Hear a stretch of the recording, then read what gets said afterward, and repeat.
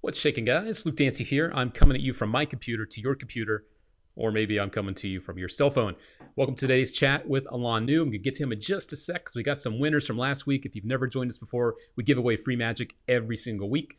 Last week, you guys had a chance to win your choice of any at the table lecture. All you had to do was like and comment on last week's show. Our winner from Facebook was Timo Samola. Congrats to Timo. And congrats as well on our YouTube channel to Gonzalini. Gonzalini over on YouTube. Congrats to both of those guys. They both pick up their choice of any at the table lecture that they want. And today we are going to chat with one of the best mentalists in the world. Just opened up his show on the Las Vegas Strip before all this stuff happened. We'll talk more about that with Alain Nu. How we doing, Alain? Hey, how's it going? Good to see you. It's really good to see you too, man. I know that I saw you a little bit before all this happened. We went to see the Chris Yeah. Angel show and hung out some. And yeah, all this stuff is just wild. Why don't we just jump to the elephant in the room here, which is, and then we'll get to know you more. You just opened your show on the Las Vegas Strip. It literally just did open, maybe like 2 weeks before all this, right? I did just open it, yes. And you're over at the Oyo. January 17th, Friday, January 17th. And after that, it was every Thursday through Monday. So 5 nights a week. I was there, 8 o'clock, hoping to bring it back. It's Yep. kind of crazy. It's an unprecedented time here in Las Vegas history. Just before we went on, we were talking about how the Luxor light is probably off. Yeah. And, Yep. and when you live in Las Vegas, sometimes if you get lost in Las Vegas, you can actually find your way back to wherever you need to be just by finding the Luxor light pointing at the sky. It's kind of like the North Star. We were mentioning that, yeah. So it's definitely weird times. We have a lot of The magicians at Fremont home. experience completely closed down. It's crazy to to walk through Fremont experience and not see any of the canopy above you. That's nuts. Yeah, It's it's crazy. a very surreal thing in Vegas, seeing everything shut down. Um, there's a lot of entertainers, magicians that are unfortunately unable to do what they do best, which is to be on stage and do their performing. What kind of message would you like to send out to all those guys? Because then we have a lot of them watching now, especially because of what's going on. From one entertainer to another, what kind of wisdom? Because you are a very wise guy. You're very wise. I am a wise guy, aren't I? um, I yeah. let's see. Uh, I'd say for the most part, try to reach out to the people who you know and the people you love. Try to share with them your magic. I've been doing a lot of Facebook Live streams recently, and although it's one of those things that I never really got the hang of doing it on a regular basis. But ever since the beginning of the dark nights of Las Vegas, I decided that, hey, I'll try to reach out to people who I know, and we'll start small and we'll work from there. And so what I found is that whenever I perform anything that is magic related or mentalism or anything that's going to amaze people, from where I am to where they are, in this world of social distancing, it's interesting that mentalism and some magic effects really do translate very well to a live internet audience. So that's been a fun little experience, and it's been kind of interesting to me just because there is this space of which you only have like this much space to perform in, and then suddenly Yeah. suddenly that becomes your theater, that becomes the space that you're working in, and you can learn a lot from just by doing that, and just by hearing or just reading the comments as to how they respond and stuff like that. And what I found is that like there's a lag time between Yeah. the time that I ask them for information and the time that they're giving me the information, and I'm going to say that lag time, and I believe it's because the bandwidth of social media Mm-hmm. bandwidth is much less than say YouTube and Netflix and stuff like that. So ultimately, it's just about trying to work within that paradigm.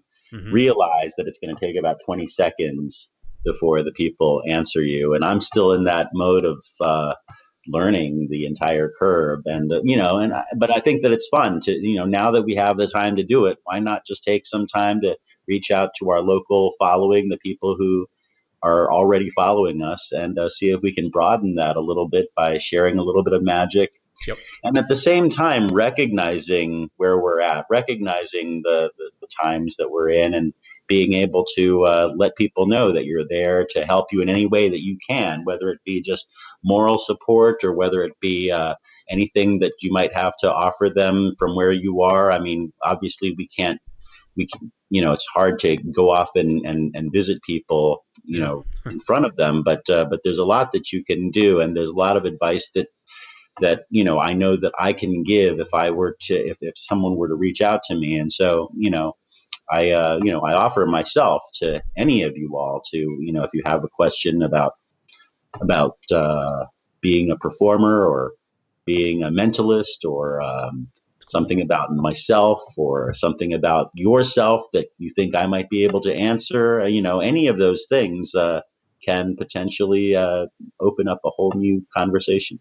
Absolutely. And I appreciate you being here. I know that we were planning on doing this with you being here in Vegas, but you went back east, which kind of gives us a chance to talk about more of who you are and what brought you out to Las Vegas. Because I have a lot of guys on here, a lot of different people I interview. They're specialists in a lot of different things.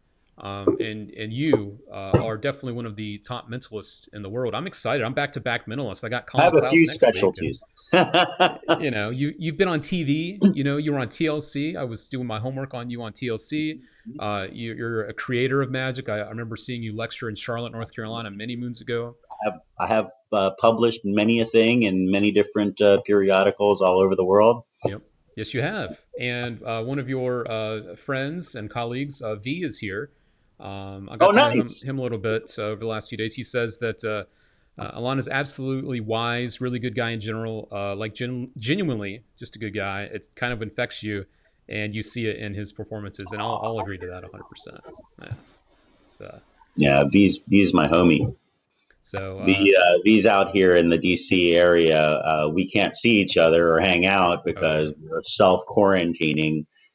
And the other message I'd like to say is that, if you're against the entire quarantining Mhm. concept, please at least play along with what's going on, because I don't think that the virus is a myth, and I don't think it's a hoax, and I think that we really need to kind of, at this point, stay inside and stay away from each other. And Yep. if you're going to be performing, perform, use the medium that we now have.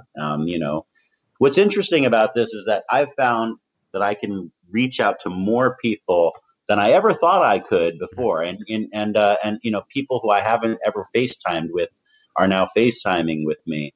And it made me realize that, as a consultant, or as a script writer, or as a person who can help you with your show, or I'd be able to do any of those things, and we would have the medium of literally speaking through Facebook Live, or through or excuse me, through Facebook Messenger, or through Skype, or through FaceTime, and Yep. it would be just as good as having me right there in person in front of you. The only thing Yep. you couldn't see is, or couldn't do, is have me share with you something where I'd need to, like, actually grab your hands or whatever. But I mean, that would be, we wouldn't need to do that anyway, in my opinion. Yeah, and it's cool. You've been doing a lot of interactive stuff online too. Maybe you'll do something here. I don't know. I'm just saying. But we had a question for you. Oh, good. And of course, guys, that's why we do these things live. So if you want to ask anything, that's why we're here. Nigel Quinn's got a good question coming in. Our friend from Hey, Facebook. Nigel. He says, "Cool. What's been the biggest challenge as a mentalist to break into Vegas? So Vegas traditionally is more illusionist, kind of the big scale, stage stuff, and then there's a handful of mentalism on the strip. There's a handful of you guys. What do you think's been the biggest challenge trying to break into Vegas as a mentalist? That's a really good question. The biggest challenge. I mean, really, I think that everybody who tries to break into Vegas feels like they need to know someone who knows someone, Right. or they need to they need to have like a contact that will get them in. Otherwise, or they need to get onto America's Got Talent Mm. and get into a competition that'll offer them that particular gig. But I would say that probably the most important thing that any performer can do, whether you be a mentalist or a magician or any kind of performer, performing arts person, I would say, is to just try to raise your own um, marquee value, which is basically how people see you on the internet. So essentially, if if you were to get as many newspaper reporters doing stories on you as possible, if you were to be on the radio as much as possible, get bloggers to interview you as much as possible, and get as much internet exposure as much as possible. It's interesting. My manager, Clinton Billups, was telling me that there was this one comedian who actually was like a well-known comedian. I can't remember his name, but it's coming to me secondhand. But basically, he was saying that this very well-known comedian lost a job to another comedian who was just kind of coming up onto the scene, just because the younger comedian and the fresher comedian basically had like twice as many Facebook followers as the Oh, older comedian. right. And so just based on that, it's interesting that that the public perception of how people see other people is really internet based. And my goal or my goal throughout my entire career has always been to try to be on as many, get myself on as many of these kinds of shows, Sure. a radio show or any type of show that just kind of promotes me on the internet. And if you go to my Wikipedia page, you'll see that I've done a lot of stuff. I've been all over the place, and Yep. I've done a lot of different things. And so, but all of that was really for one purpose, and that one purpose was to raise my marquee value and get myself to this point where suddenly, it feels more likely that you're going to get a gig in Las Vegas, or more likely Sure. that you're going to get like a really high paying corporate gig, or more likely that you might find get into a theater somewhere. So I mean, it's really just about getting yourself popular enough in other people's perception, to the point where you can start asking for those types of things, or those things just start naturally coming your way. Frankly, is really what will more like happens. I'd say. It's been, speaking of advertising, which someone said, a great, obviously, get yourself out there. It's been really, before all this stuff came down, it was really kind of surreal. You and I become kind of new friends. I knew you, but I Mhm. didn't know you like I know you now. Really surreal to see someone that I know is a friend, like up on billboards and, all over the place in Vegas. I'm sure for you too. Surreal to It's, me. I'm sure. Yeah. Yeah, yeah. Yeah. I was for 4 years. I was performing at a little blues. Well, it's one of the institutions of Washington D.C., but it's a place called Adams, Oregon, and it's in this Adams Morgan district of Washington D.C. And Madams, Oregon is a blues bar, but on the second floor, there's like a you can do karaoke and stuff like that. Oh, And yeah. Sure. the owner basically approached me and said, "Hey, do you think you can make my Monday night a busier Monday night to bring in revenue at the second floor bar?" And I said, "I'll give it a try." And so I basically hooked up with another comedian, and the two of us started the show that originally was called The Dark Side, and then eventually it That's great. transformed into Hocus Jocus, which I still think is a dope name for a Cool. comedy magic Yeah, show. that's cool. And it still exists over at Madams, Oregon. Well, I should say it's been put on hold because of everything that's going on. Yeah. Yeah. But up until just recently, it was still going even after I left. I was really proud of doing that, and that was for 4 years of doing that. And suddenly, this Vegas showroom shows up, and flying to Vegas, Ubering to my new place of residence and seeing this huge ass billboard and thinking to myself, man, stuff got real. So Yes, it did, sir. Yes, it did. Had some other great questions coming in. You guys are awesome. So many great questions for Alon here. I'm going to back it up a little bit. This was a good one.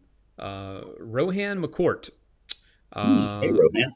over on YouTube um, says, I love your work. He's watched your show at Wizards in Orlando, so he saw you down there in Oh, Orlando. nice. That He was a was fun show. I had a good time there. That's the Eric Eric Olson Olson is an place, awesome right? dude. Hey, Eric. Yeah, that's the Eric Olson place, I think. What are your thoughts on combining mentalism with magic? And that's something I would love to know too, because you are definitely uh, all about the mentalism. But how do you feel about combining it with magic, kind of mixing the two? It's all the rage. um, I, I'm I I'm torn because I actually do love both. Sure. I grew up with magic. I grew up learning from many great magicians. And I'm just going to say it right now because you're not going to say it. You've got some hella good chops too. You've got the hands. You can do some Thank really, really tough stuff. So I'll let you go on. But yeah, I do. I am a closet technician. true. um, I believe it. but the bottom line is, uh,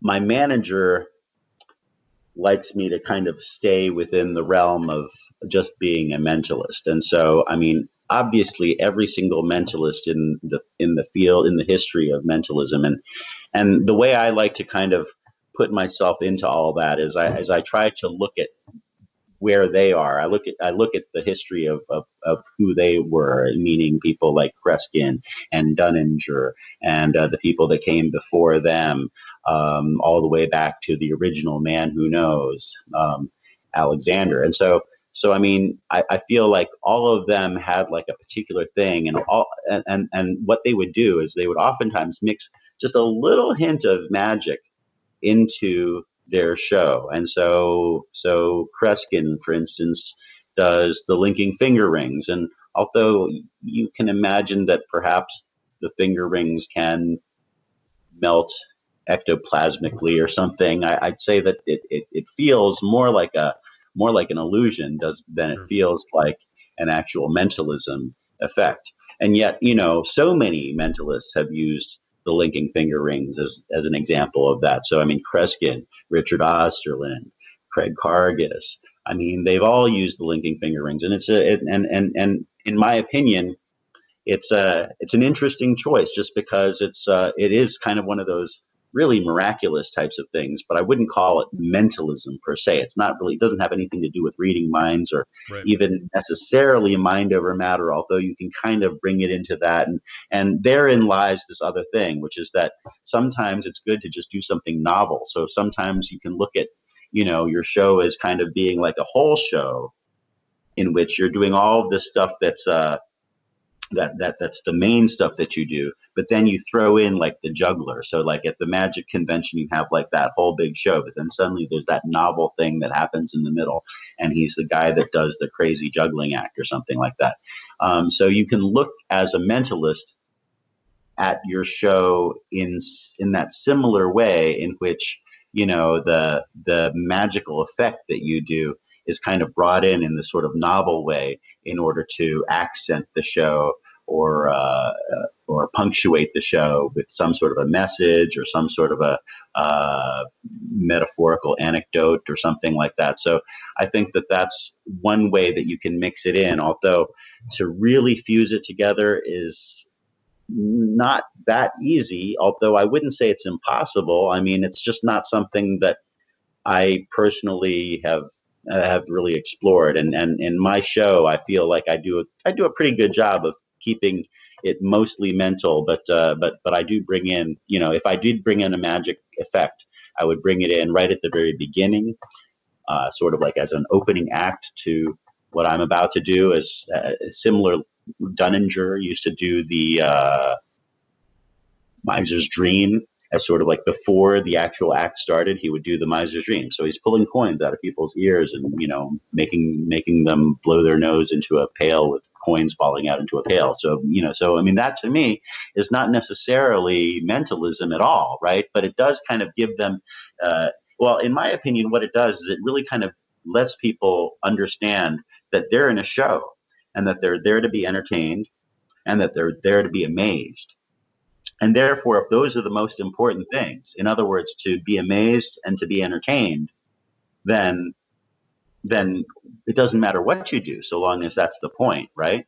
Yep. So ultimately, as a mentalist, I would say first and foremost, you're an entertainer, and therefore you're there for the purpose of entertaining your audience, and therefore whatever you're going to give to them is ultimately, as an entertainer, what your audience wants. You want your audience to, you want to give the audience what it wants. They want to see mentalism. They want to see you read their minds. They want to see you give them strange paradoxes and synchronicities, and they want to have their mind blown at the very end. And so if when you do what you do, that's ultimately your goal. And if there's anything that you're doing that isn't going to amaze them, take it out.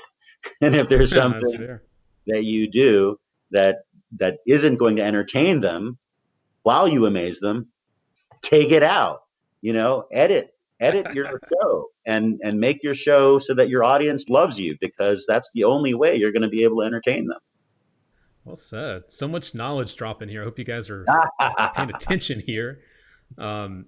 There was a follow-up question here, and also something V said a little while back. I wanted to pull this up because this is true. I think it was V. He said, yeah, it was V. He says, talking about Alain, quote unquote, the Jesus of spoon bending. Stop it. That's a Scott. He said Scott Alexander said that, and he put some laughing emojis after that. So the legend exists. The legend of Alain Nu and spoon bending definitely exists. I've seen it myself. And I know the strength and the power of what you do, but you keep it quiet. So yeah, I've seen it. Well, yeah, it's definitely a reputation maker. It's been part of my life since the late, I'm going to say the mid to late '80s was when it all kind of started, and then and it was I met James Randi in 1984, and he showed me a couple of things that were kind of interesting. I read the Ben Harris book, and that was it's actually a very good book, frankly. And then from there, I just kind of went hog wild with all kinds of stuff. Looked into all the Sawa material and all that stuff, and then it kind of turned into my own little rabbit hole. Here's a quick question for you, since we're just chatting about mentalism, obviously. Michael King over on Facebook. Hey, Michael. Says, playing cards and mentalism, yes, no, or maybe? That's a really good question, because I know it's something that I've heard it a lot anyway. For mentalists, if they like card tricks or not. What are your thoughts on using card tricks with mentalism, or kind of mixing it in there?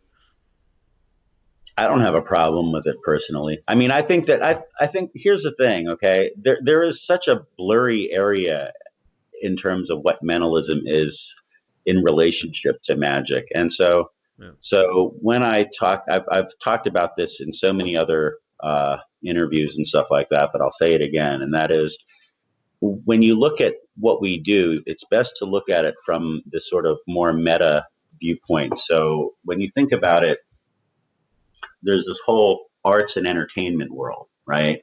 And then in the arts and entertainment world, you've got this teeny little sliver. And in that tiny sliver, we'll call that the mystery arts.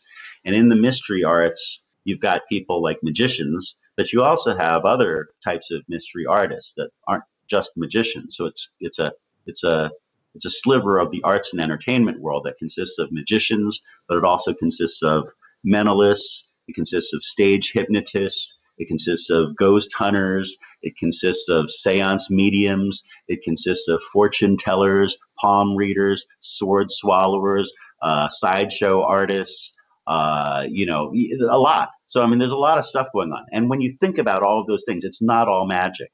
Those are each separate disciplines. Each one of us who are watching right now could probably sit down and learn any one of those disciplines and learn it for the rest of your life and master only that one discipline and become really great at that one discipline. Oftentimes, what we do is not that, though. Oftentimes, we choose multiple disciplines within the mystery arts in order to accent what we do. So sometimes a magician might borrow something from the mentalism world. Sometimes a mentalist might borrow something from the hypnosis world. Sometimes a fortune teller might borrow something from the mentalism world. And so all of this stuff really happens. And ultimately, what we end up with is what I'm going to call like the mixed mystery arts.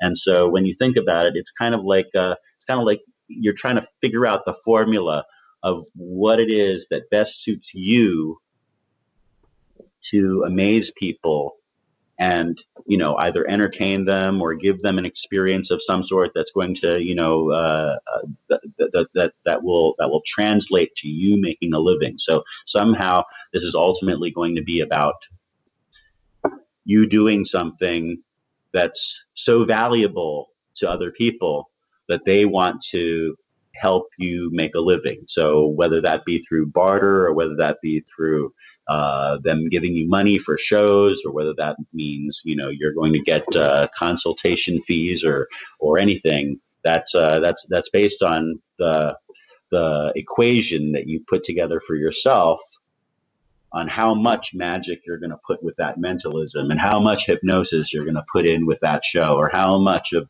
fortune telling you're going to add to that. And we experiment on all of those things these days. I mean, these days we've got the internet to our access, so everyone could technically know everything. Yep. But the only problem is that if you focus on too many different things and you don't focus on one thing, you end up not really becoming a master of anything. And so you really want to focus on, just maybe a couple of disciplines at first and see how well they fuse together. And then, and so let's say it is magic and mentalism, see how that plays for you.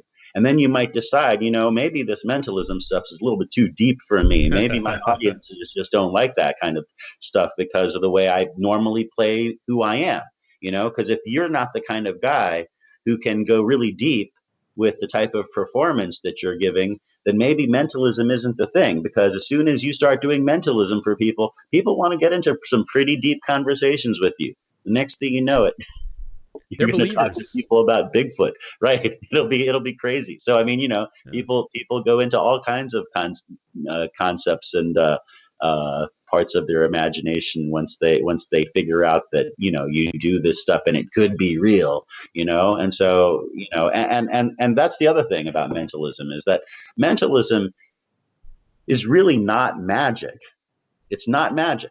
Mentalism is really all about giving people the possibility of real powers, whereas magic is really more about giving people the entertaining them with the idea of completely impossible things. And so magic explores completely impossible things, and mentalism refers to potentially possible things. And so they are kind of different when you think about it in that way. And therefore, although mentalism can feel magical, so like when David Copperfield does the chalkboard, it's pretty freaking amazing. I have no idea how he can predict all those things, but it feels magical, but at the same time, it doesn't necessarily give people the context of being able to produce that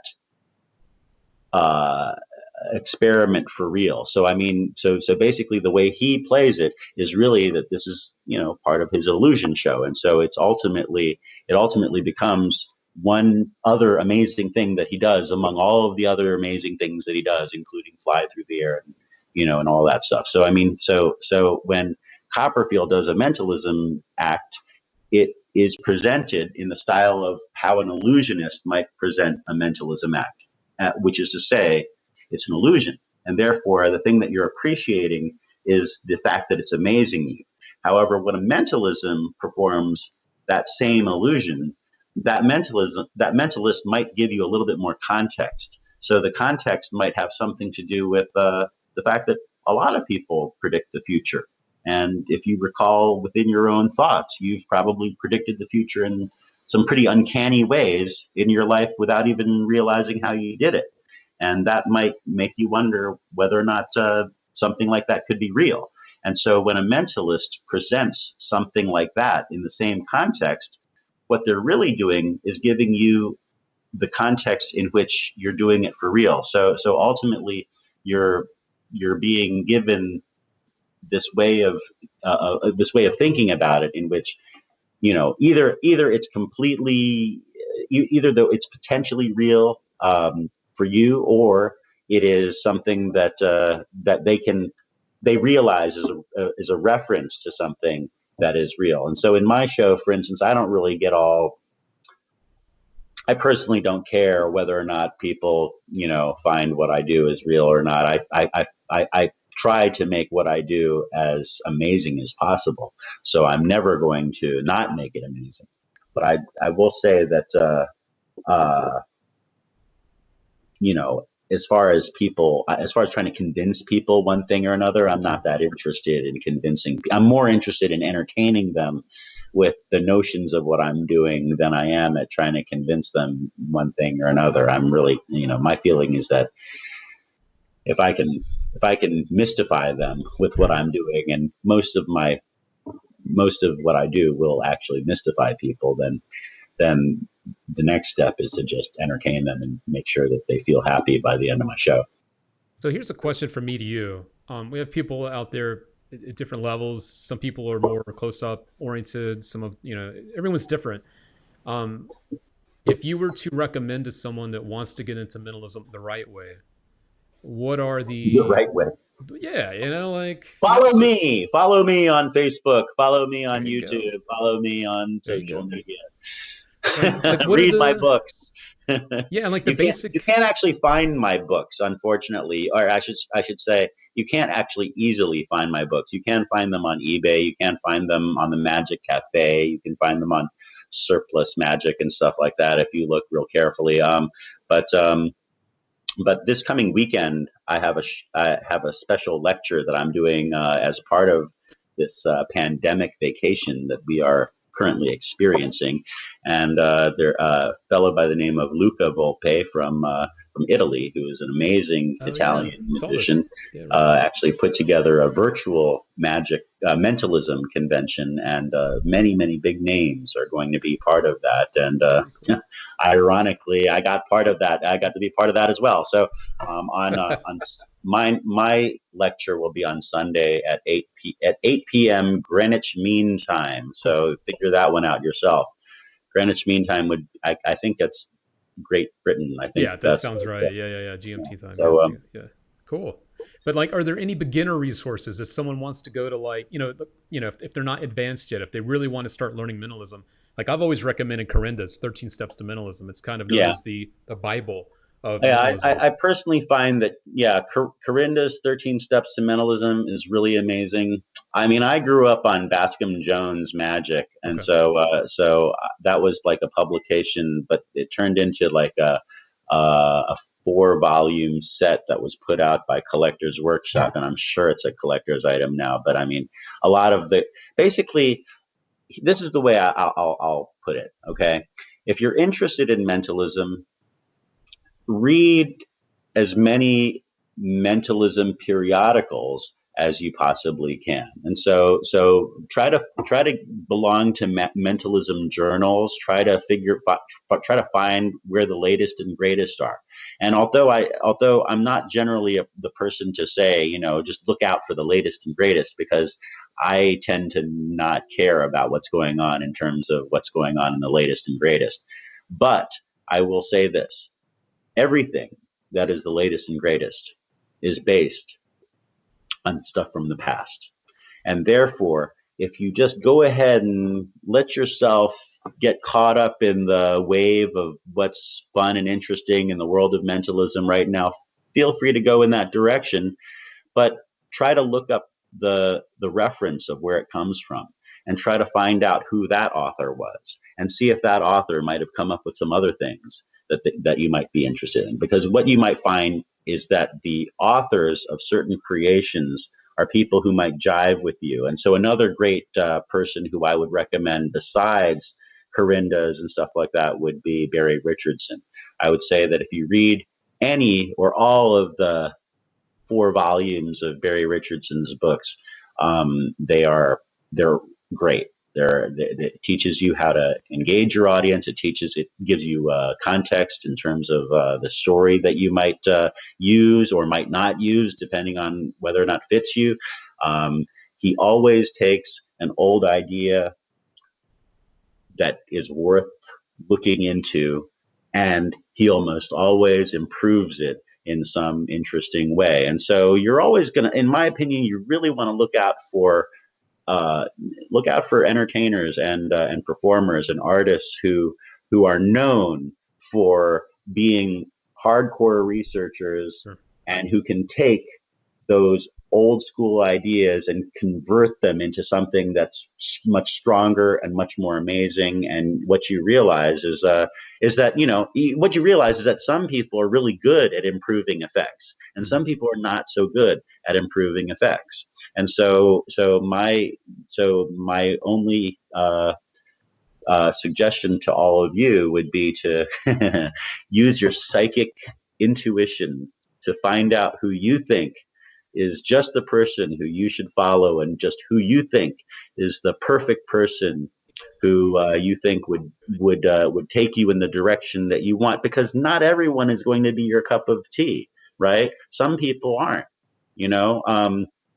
I was really influenced by Christian Chelman at an early age. So I mean, when I say early age, I'm going to say around when I was around 30 or so. I ended up reading Christian Chelman's Capricornian Tales and just loved that book. And now that book isn't for everyone, because Christian Chelman's a bizarrist, and so he was like all into like esoterica and strange stuff like that. But that's my bag. That's the stuff that I'm into, and so I grew really fond of that stuff. And then suddenly I got a chance to meet Christian Chelman, and then suddenly I realized that dude. Talk about a dude with chops. That dude has some serious chops. That dude has chops that you've never even seen before. And I have to say, I got to spend like a week with him. He's like one of the guys who I feel like was one of my true jet propulsion engines into becoming a much greater performer. In terms of just being able to appreciate methods, being able to appreciate creativity with methods and stuff, Christian takes everything to the next level, and it's cool to see somebody like that. And as such, a lot of the stuff that I do, I try to explore the concept as much as I possibly can. If you've read any of my manuscripts, I have. I'll take some time to talk about some of my old manuscripts at this point. I've had the first one that got put out was called Astrologic, which is basically all of the work that I ever did on being able to divine someone's zodiac and subsequently their exact birthday. And that was actually part of my influence from Christian Chelman came from that. In his first book, Capricornian Tales, he actually talks about an effect that was originally a card trick that was actually able to pinpoint a person's birth date without ever having known them before, no pre-show or anything like that. After that, I developed Astrologic, or actually, it was during that time that I was already developing Astrologic. As soon as he gave me permission to add that one part into the system, it took it to a new level as far as I was concerned. From there, I went to any card, which is all my work on the any card at any number principle. It's not exactly any card at any number. It's really just more like a card at any number. But I think I play it.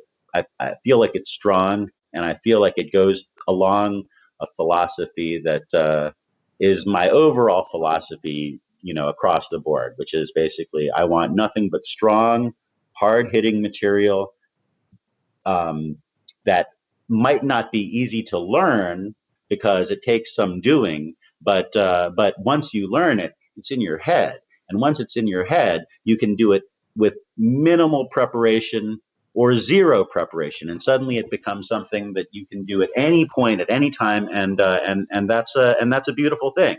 Because remember back in the days when there used to be brick and mortar magic stores? I know you remember, Luke, but some of you have never been to a brick and mortar magic store, but there are a few that remain.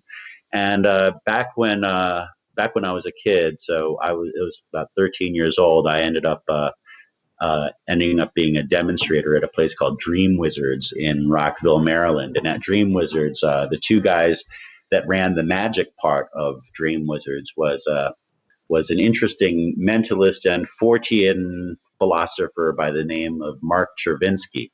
And Mark ended up becoming this editor and publisher of Strange Magazine, which had a pretty good circulation. David Lynch was one of the guys that was in our circulation. Lots of interesting stories. I learned a lot from being a part of that team. But Mark Chervinsky started Dream Wizards, and I was a demonstrator at Dream Wizards in the early days. The other guy who was Mark's best friend was then 24-year-old John Kennedy. And this was right after John Kennedy created the floating dollar bill. If anybody's ever seen a dollar bill float in the air, it's looks so good for no other reason other than the fact that Kennedy came up with that. God, it's so and good. so, and I remember, like back in those days when people saw that, they thought that they thought that they saw a miracle. It was one of the craziest things, and he had a couple of really nice ideas to that. I'm not even sure if he remembers them, but he had some really, really cool ideas. I've being a young kid around some of these great performers like Kennedy, and the Brook Farm Inn of Magic was here in Chevy Chase. So Bob Sheets and Steve Spill were basically running that whole thing. They brought in the likes of people like Flip from Holland and people like Max Maven from California, and so we got a lot of really amazing people coming through. And then of course we had Scotty York behind the bar. We had Larry Davidson, Nick DeCutis. They were kind of more local guys, but really, really talented guys. And to me, as a young then 16-year-old, I would have to say that it felt to me like the closest thing to like the Justice League of superheroes, because it's like each one of those guys were slightly different in their style. Each one of those guys had a different power, like they each had like a different superpower. And then each one of those guys even dressed in different costumes. It's like, seeing Max Maven with his widow peak back in the 80s, that was crazy, right? I mean, it's like who has a widow peak like Max that, Maven, right? Nobody. He's like literally the guy that rocks the widow's peak, right? and then you got Flip, right? And he's like a crazy looking guy himself. And then Bob Sheets with just his crazy handlebar mustache at the time, and Steve Spill with his sunglasses and white suit. And at the time he was like super cool. He had really, really long hair back then. Now he cut his hair. But I remember him with the long hair. When I think of Steve Spill, I think of Steve Spill with long hair. I had a question popping up real quick since you're kind of reminiscing a little bit. Tim Hall over on our we've got a little watch party going on. Hey Tim, I know Tim. He's from Baltimore. Okay. He wants to know if you remember Al's Magic on Pennsylvania and DC. Al's Magic. Of course. Yeah. Okay. Of course. Cool. Al's Magic Al's Magic was the local magic store. When I was growing up, it was Al's Magic, Barry's Magic in Wheaton, Maryland, okay, and then Yogi's Magic Mart in Baltimore. Phil Thomas's Yogi's Magic Mart. Cool. And very cool. Just going to look at another question here. This is going in a little now. Different. There's no more. Now DC what? Baltimore has no more brick and mortar. Zero. Really. After Denny's went down, I think Magic Warehouse in Baltimore also. Wow. I think they went down. I think they kind of packed up, but I could be wrong. So sorry about that, Howard. I got that wrong. He's like, what are you talking about? Let's see. Jordan would like to know, what is your Hey, take? Jordan. Yes, hello, Jordan. Um, what is your take and opinion regarding the Q&A act? Where do you think I should start practicing it as well to start shaping the routine? So first, your thoughts, and if someone is interested, what kind of resources would they look at to even learn how to do it? Psychic Q&A is an interesting subject. It's something that I don't actually do in my show necessarily, although I do have a certain weird philosophy around it, and I continue to grow with my own thoughts behind psychic Q&A. My when I talk about it, it's almost like I always say psychic Q&A because, in my personal opinion, the idea of Q&A probably came from mentalists in the earlier days. Hard to say exactly where it came from, but eventually, when when people started to uh, study being legitimate psychics, I would say that Q&A also became a thing among them. Mm. And so, what I find is interesting about Q&A is that people just want answers, right? They really just want answers to whatever it is that they're going through. They want answers about their relationships. They want answers about their finances. They want answers about their opportunities in the future. They want answers to where they might be traveling to or something like that. But I mean, generally, if they're thinking about where am I going or what's my son's name or stuff like that, they're kind of like they're challenging you, right? So I mean, so so usually when somebody really truly wants like a really heartfelt answer, it usually has something to do with love or romance. It has something to do with betrayal. It might have something to do with potential job opportunity or some kind of a windfall or something like that. They want to know about their fortune and whether or not they're going to make lots of money. Or they might want to know about someone's health. They might want to know about their own health. They might be worried about something that's going on in their own health, or they might be worried about something that's going on in somebody who they love's health. Sure. And so those are the things that they're ultimately going to be focusing on. And in my opinion, that's not a whole lot of things. In my opinion, that's really just a few things for and so my feeling is that when I look at people, I can almost intuit what they are going through, and through just a little bit of communication, I'm pretty much going to find myself right in that zone if I go there.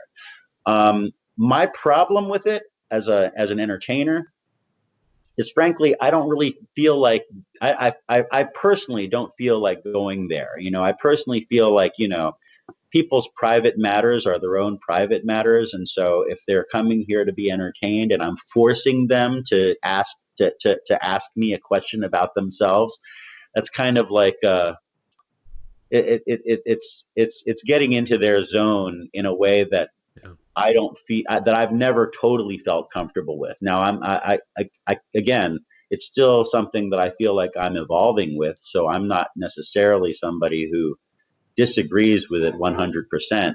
But a couple of things that have entered my mind about Q&A is that, like,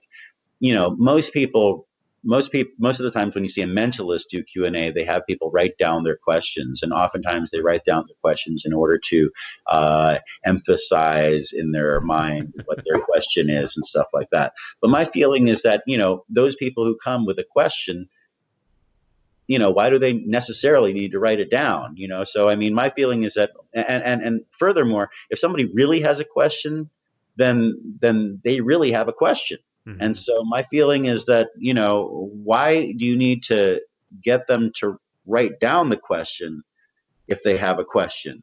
why I can't you agree just 100%. why can't you just cut to the chase and say, what's your question? Yeah. Because if you ask them what the question is, then all you need to do is give them an answer. And so sometimes you can actually give people, you can intuit the right types of answers. And and I don't recommend this for people who aren't experienced. I've been a certified hypnotherapist, and I've gone through a lot of training in terms of being able to understand how people in different states of mind. So I don't necessarily recommend that people who don't understand how to do that give advice that isn't sound. But I would say that you can almost intuit a good educated answer in which you can give people that and you can intuit pretty much what anyone's thought is. And frankly, in the end, you can just ask them what their question is.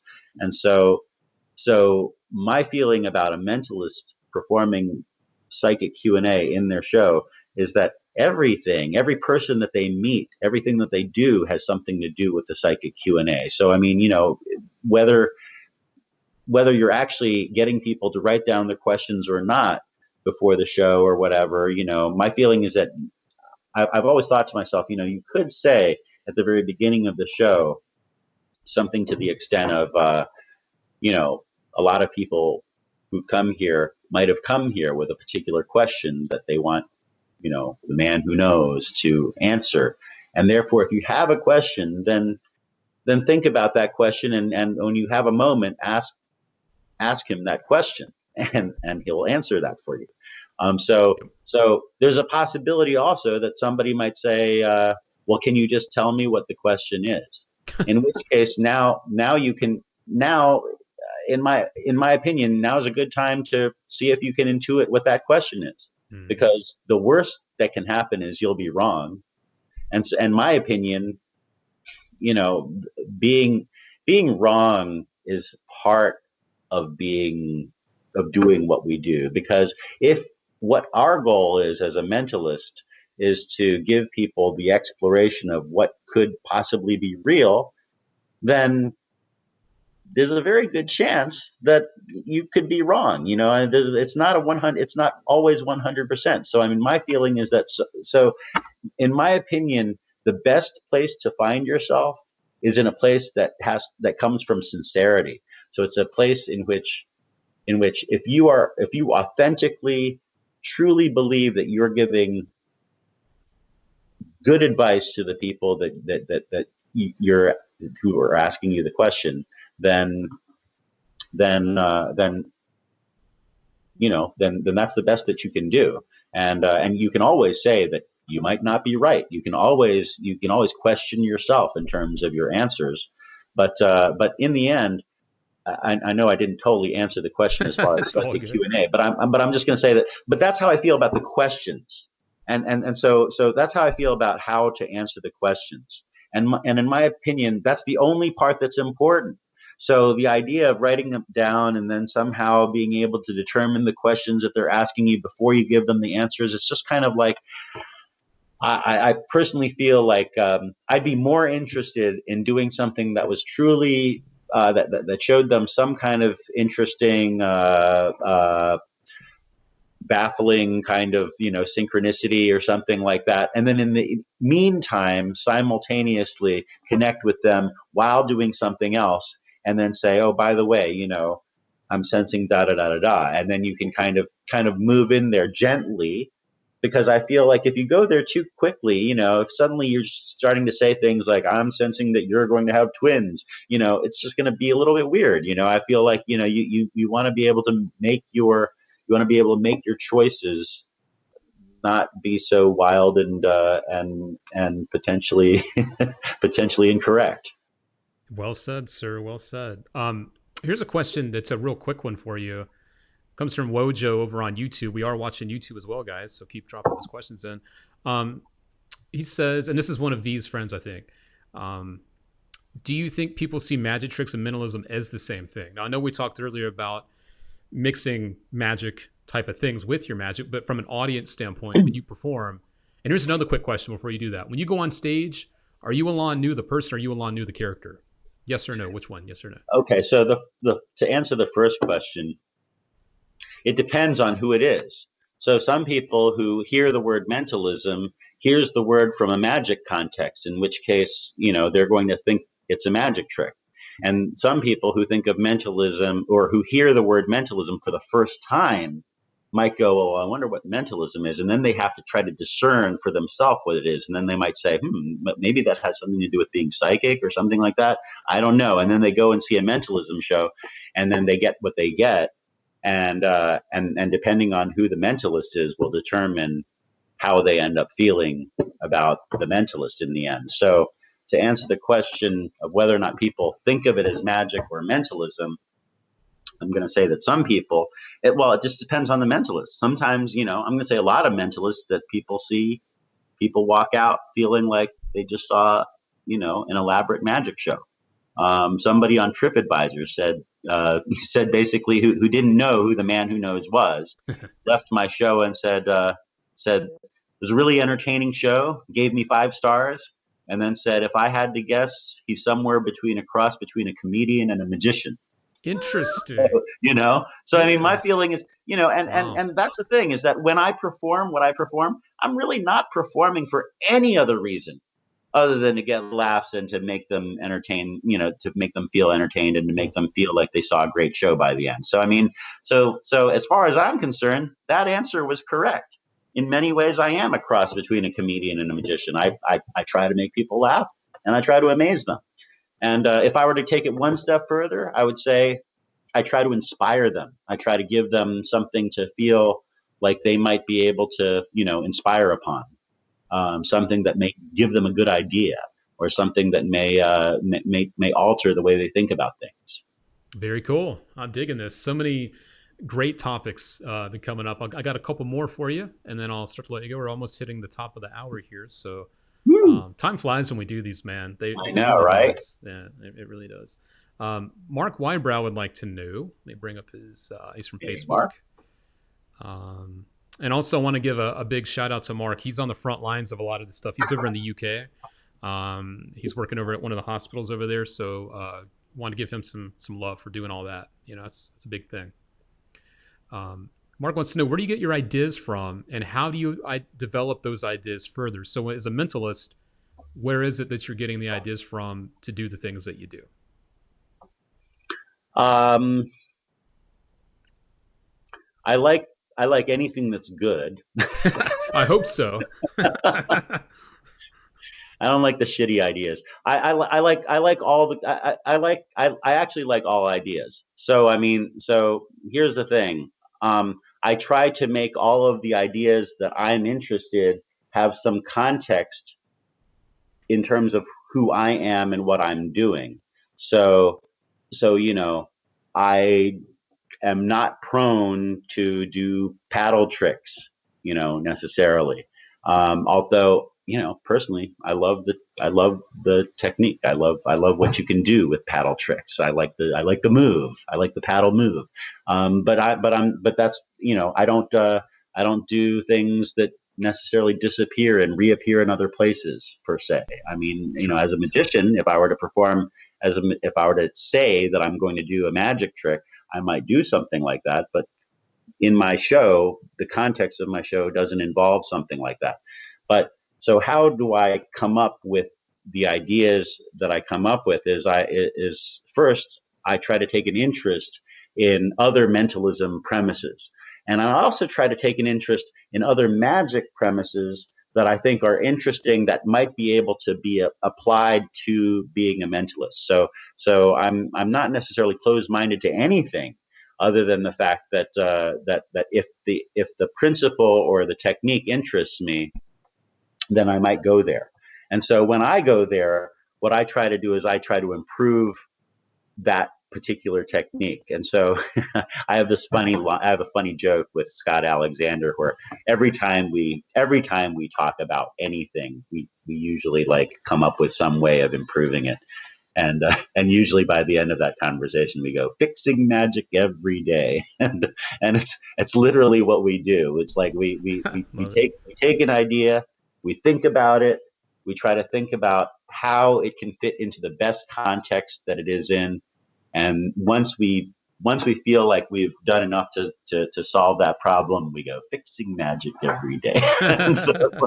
But I mean, but here's the thing. Okay, so I think that every single effect has like a little Easter egg inside of it. So I think that whether it be the paddle move, or whether it be, one ahead, or whether it be, any principle that you may know about, you can think about it long enough to suddenly realize there's a completely different way of thinking about it. And when you come up with that way, it might be groundbreaking. It might actually take that concept to a whole new way of thinking about it. And so, so any of my manuscripts, so regarding like, the astrological divination manuscript. I mean, that whole manuscript is how to impromptu and without any props be able to divine someone's astrological sign and birth date. And it uses the principle that probably most of you are familiar with. However, what I've done is I've taken that same principle and I've basically just streamlined it, and I've given you different ways of being able to use it. So I've created like multiple applications, and as well as I was able to come up with other variations of the same premise. With any card at any number, same kind of thing. It's kind of like it's one idea in which you can use in multiple different ways. With regards to any of the other principles, my most recent manuscript is a bunch of stuff on ESP cards, and my alias was Homer Arcana. So H Arcana is basically the name that I kind of let the internet understand that's who's selling the stuff. But it's really my work that goes through him. And these days, or at least I tried to do that at one time in my life. And and at this point, so that particular manuscript is 10 different effects of things that you can do with 10 ESP cards. So 2 sets of 5 ESP cards repeating, 10 different effects that you can do. And it basically harkens back to my love for the packet card trick. And so cool. We all grew up with Emerson and West if you're my age or 10 years younger. What other questions we got? How much time do we have? I got a couple more minutes here. Yeah, so maybe 2 more questions. This one's a good one. Comes in from Eric Stevens. Eric's another Vegas friend. I think you know Eric. Hey, right now, yeah. I'm friends with Eric and Luna. Yes, and Luna, that's right. What, in your opinion, is the worst thing you've ever created? But more importantly, what did you learn from it? The worst thing that I ever created, and what did I learn from it? It's a deep question for Alain Nu. It's deep. That's a weird question, Eric. We'll just move right along to the next one then. I have a love affair with every effect I've ever created. I don't know if I can come up with something that's the worst thing that I ever created. I will say that what did I learn from it? Well, there are lots of things that I have, obviously come up with that I didn't like in the end. And usually they leave my memory relatively fast, just simply because they're kind of, they're dumb ideas. And so every idea that I come up with, man, that's hard to think on your toes for that one, Eric. Worst thing I ever came up with. Here, how about this? I'll tell you one of the most. I'll tell you the oldest thing I ever came up with. Okay. Sure. And it did teach me something. So this kind of gives you an idea. Okay. So back in the early days, the popular effect that many people know about is the ultra mental deck, aka the invisible deck routine that everybody uses. And when I was younger, I ended up, I think I was 18, 19 years old around that time.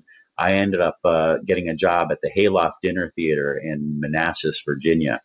And the Hayloft Dinner Theater was where David Williamson got his start. Basically, we would open the show and then we'd walk around and do close-up magic during dinner. And so basically what we'd do is we'd walk up on stage, we'd do a short little presentation on stage, about 10 minutes, and then we'd introduce the buffet, and then these curtains would open up and these 2 buffets would be there, and people would all applaud for their food, and then they'd go and get their buffet, and then I would walk around and entertain tables as they were finishing up their meals.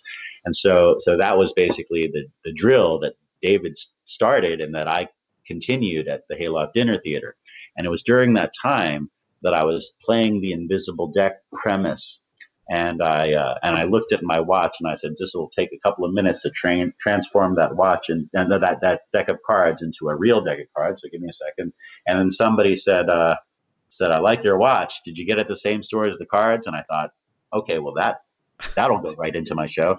And then after that, I thought to myself, I wonder if there's a way to get a watch, an actual watch, onto my wrist, so that by the time they saw the cards, suddenly in a sort of misdirected moment, they would notice that the watch was actually on my wrist. And I came up with a method of being able to do that. And that is actually published in one of my manuscripts. And Right. but that effect basically taught me, or that particular doing that basically taught me, number one, that I don't have to always follow the instructions in order to create an amazing effect. Mm-hmm. And number two, it taught me that misdirection can be used in an assortment of different ways. And it doesn't have to just be used for, card under glass or the ways that, or a watch steal or something like that. You can literally do a backwards watch steal in which you're not even stealing the watch off of somebody else's wrist, but literally loading a watch onto your own wrist during the time that the misdirection is taking place. So And he so says, that's my roundabout way of answering the question that I cannot answer by Eric Stevens. he says, So, thanks, Eric. he says, sorry for asking the tough questions. I've got two quick questions for you. One, do you see another TV show in the future for you? You've done TV on TLC. You've done it. Is that something that? Yes, it's going to happen. All right. It's going to happen. Very good. Very good. Think positively. Yes, as we can see above on the other shot, you're doing the man who knows. We got to do the positive vibes. Positive vibes. And then this is another kind of quickie. Is Renee? How do you feel about using the latest technology for mentalism in your act? Are you a fan of, any of the newfangled stuff? Yeah. Yes and no. Okay. I don't want to ever be so old as to start feeling like I have to denigrate things that are new. And so I will always be open-minded enough to accept any new technology that may help me with what I do. However, I will say this: I don't like things that are. I don't generally like things that are that way, just because there's a learning curve in learning that stuff. And I feel like almost everything that it offers me is stuff that I can already do without having to use any of that stuff. And so there are times in which, if I feel like there's something that it offers me that I can't do otherwise, then, I'm open to it. It's one of the things that I say in my show, which is kind of like the way I get around the disclaimer thing, because people say, you should really disclaim yourself and stuff.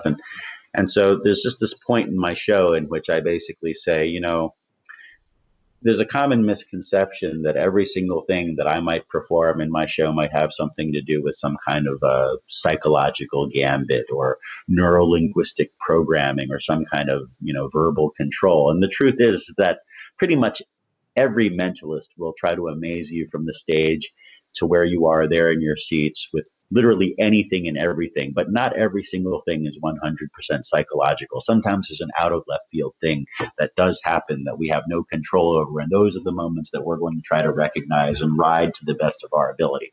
And so right there, I just gave you everything that you need to know in order to entertain my show without having to think anymore. Sure.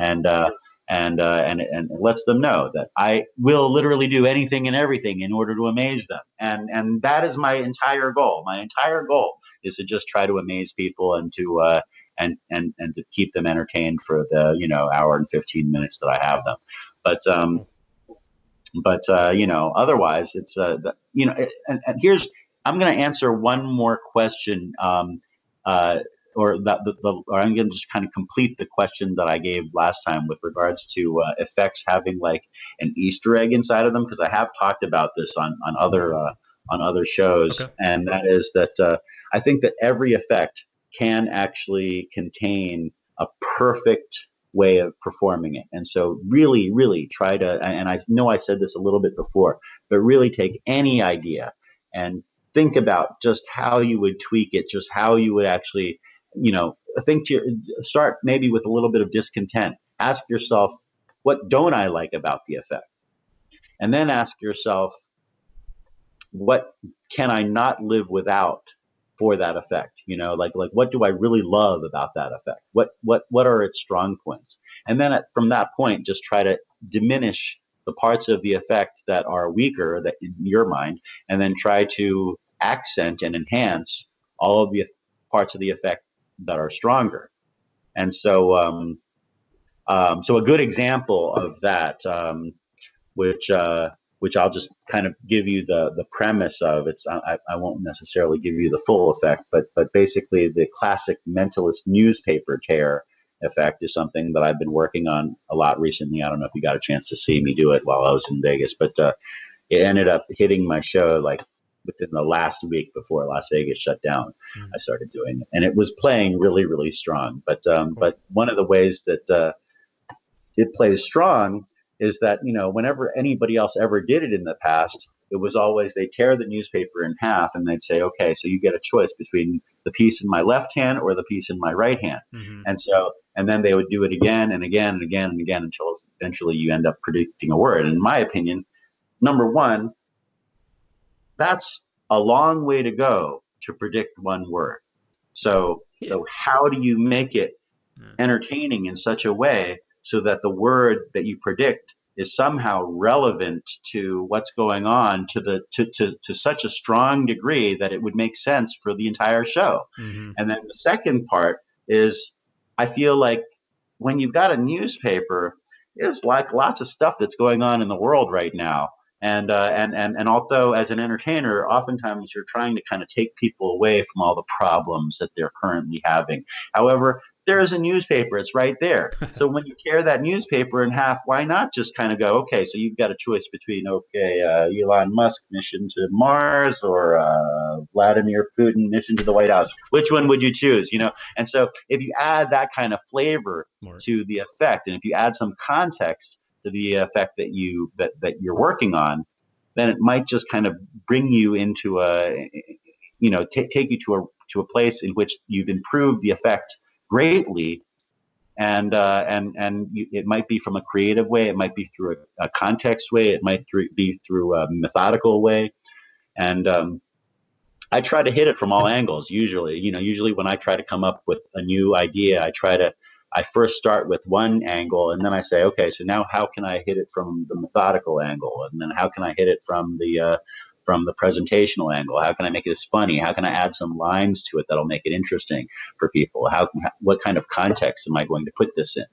And so, the other thing about the newspaper tear for me is the final word answers a question. So basically, I have a spectator ask, so it becomes sort of like Q&A in and of itself. Spectator asks a question, and the final word actually answers the question at the very end. So that was my way of dealing with that particular effect, right? Right. And similarly, I have different ways of approaching the book test. I have a couple of manuscripts on book test work. Word Work 1 and Word Work 2 are both out of print, but literally Word Work 1 is nothing but book tests of which all the books are examinable in the end. Oh, wow. You can give them away at the very end. That's cool. And then Word Work 2 is basically all the books can be literally taken right off the shelf of a library or somebody's house or whatever, and you can work with those. So, nice. Very cool. I want to give you one quick comment that someone said here too. Looking at one of the groups, Michael Kent says, Alain, you were the first person to tell me to use a handheld mic, so thank you. So. Nice. He's mentioned that to me before. Good to hear from you, Michael. Cool. So I met Michael on the college market. He's always been an entertaining guy and friend of mine in the college world. Very cool. Yeah, I wanted to make sure to get some love in there too. Let me check one more spot, make sure I'm not missing any last things here. And then we will go ahead and wrap this up. As I always tell people, the plan is usually to go about half an hour, 45 minutes latest, but, we're at an hour plus now, and it really does go quick. So appreciate the time today. Hey, can I make a quick plug? Go for it, man. Hey, so I'll just say that I made an announcement earlier on Facebook Live, and it kind of came spontaneously. And it's really just because I have this lecture coming up for the virtual mentalist convention that's taking place this weekend. And what I announced is that if somebody wants to show me any kind of love via buying one of my manuscripts, which is a $50 price tag.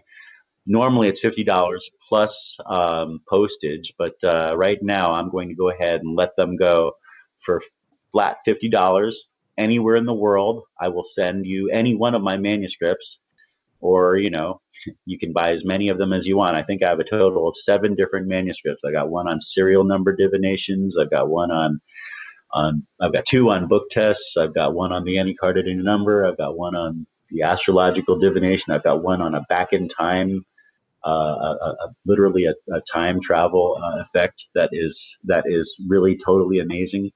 So if anybody wants to send me any type of $50 or more donation, I will send you a book or more, and I will also make you an honorary student of mine for the rest of the year, so you can contact me through via Skype or Facebook Live or Facebook Messenger, and just ask me questions, and I'll be happy to take you through the training course of what I do to give you an idea of just how you can actually learn to be a better mentalist, how you would be able to learn the material that I learned, which is all based on literally having just minimal preparation, minimal if not impromptu work, and something that would be able to play large and play big, whether it be close up or on stage. So that's my offer to the world: is any $50 manuscript goes a long way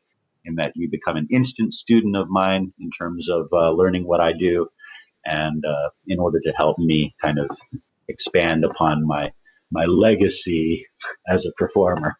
Absolutely. And I'm, all of us are waiting for all of this stuff to end in the world, obviously. And I look forward to when you make it back out to Vegas. I'm certain. Me too. I'm certain that, things will pick back up right where you left off.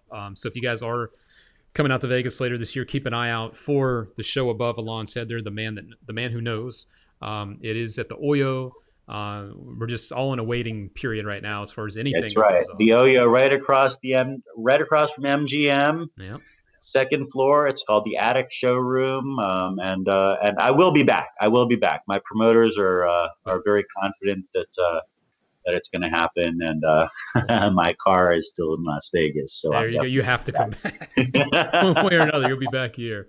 So it's not every day, guys, that we get a chance to chat with a Las Vegas headliner. So if you haven't yet, make sure to show some love in the comments for Alon, and just let him know that's how he knows that you enjoyed this too. And obviously he's very active on Facebook too, so make sure to keep up with him there. So yeah, Instagram, Facebook. Instagram, Alain_Nu. Twitter, Alain @Alain_Nu. You know what we should do for a few minutes after this, if you're up for it? We should hop on Instagram. Why don't you and I hop on Instagram and chat for like 15 minutes or so? If you're up for it. If not, if you got to go, you got to go. But maybe we can do it. Well, after show. Sure. Yeah, so we can help. I'm happy to do a post show on Instagram. Yeah, maybe do that for a few minutes. Okay, cool. So, and Greg Gleason, you're out there. He's giving you some. Hey, Greg. This is a great hour. I'd love to bring Greg on one of these down the road sometime too. All the illusion talk, and he's got all that what's the guy? Doug Henning has got like all this Doug Henning stuff at his house. It's crazy, man. Oh, wow. Yeah, it's nuts. So, but Alon, thank you so much for your time. Please be safe. Hey, we'll chat. Thanks for watching, guys. Wrap this up. So yeah, maybe look for us on YouTube. Maybe or on Facebook or Instagram. Look for us there. We might pop up. You never know. Keep an eye out. So Alon, thank you again, and I'll talk to you very soon, my friend. Thank you. All right. There you go, my friends. I am back inside the computer that's looking through your computer. It's kind of like this weird thing. Thank you again to Alain for joining me today. You guys had a ton of questions, which is the whole point of this while we do them live. If you have any more after the fact, feel free to drop them in the comments. We keep an eye on them, and I'm sure Alain will be out there too. I did kind of put him on the spot, so check out our Instagram after this, at Murphy's Magic. We may just pop up for a few minutes over there to give you a little bonus action. So if you haven't yet, make sure you are following us over there too, at Murphy's Magic, and it'll be a good time. So guys, please do stay safe. Stay very, very safe. If you can, stay close to home. Also, a couple quick updates for you before I get out of here. Number one is next week on Monday, I've got Ryan Schlutz with me. It's the debut of his brand new book, False Anchors. It's like the whole collective series together. He's going to be with me live to tell you everything about it. It's going to be pretty cool. Then next Wednesday, I've got another mentalist. I'm all about the mental stuff right now. I've got Colin Cloud from the Shin Lim show Limitless. Colin Cloud's going to be on with me. That'll be fun. And then the week after that, I just confirmed this morning, Matt Johnson, the escape artist that's been everywhere. He blew up on Britain's Got Talent. He then went on to do some other shows. There was a World's Best show here in the States, traveling, touring, an escape artist / magician. Great guy. You know him. He's also created some killer stuff. So I'm going to have him 2 weeks from then on the 8th. So exciting stuff. And I also just saw, if you haven't seen it yet, ABC yesterday or Monday just announced that they're going to air a David Blaine special on ABC April 1st. So put that on the calendar. Yes, David Blaine popping up on TV April 1st. I forget the time. I think it's 10, but don't hold me to it. Have a look. It's exciting. Anytime big magic's on TV, I want you guys to know about it. So if you don't know about that yet, now you do. David Blaine popping on TV on April 1st. Awesome stuff. So that's it for now, guys. Have a great rest of your day. Please do stay safe. Stay very, very close to home if you can. Don't go out. Things are getting pretty serious. I know a lot of people are on lockdown. So that's it for me. Thank you again for the support. If you haven't yet, drop a like on this and a comment, and you're automatically entered to win your choice of any at the table lecture. Had a lot to get in there, but I think I got it in as quick as I could. So again, round of applause for Alain Nu. Yes, yes. And all you guys, definitely appreciate the support. And I will catch you guys next time. Hop on over to Instagram. I think I'm going to hop